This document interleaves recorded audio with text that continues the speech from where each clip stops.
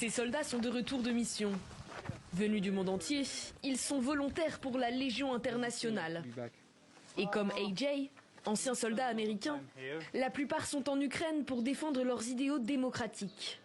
Mais tout ne se passe pas comme prévu. On revient de mission.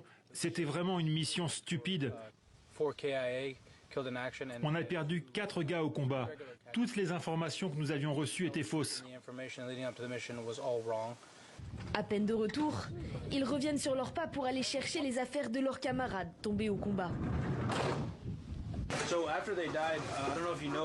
Je ne sais pas si tu es au courant, mais quand nos camarades sont morts, une unité de soldats ukrainiens a dépouillé leur corps. Ils ont pris leur argent, leur téléphone, leurs papiers d'identité. On a pu récupérer une partie de leurs affaires, mais on ne sait pas où est le reste, leur sac et leur téléphone.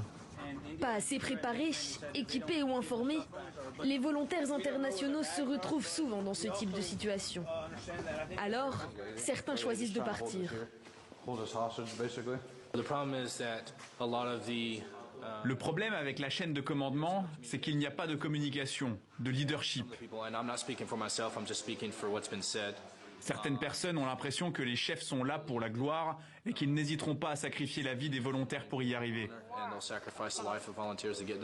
C'est vraiment une mauvaise situation. Personne ne nous écoute. Ces gars-là s'en vont à cause de ça. Je ne les juge pas. Aucun de ces hommes n'a peur de la mort. Ils ont peur de mourir sous les ordres d'un mauvais commandement et pour aucune raison. Au total, 2 tiers des soldats de ce bataillon ont demandé à être réaffectés. Ils n'ont toujours pas reçu l'autorisation de leur hiérarchie, mais quittent tout de même la base.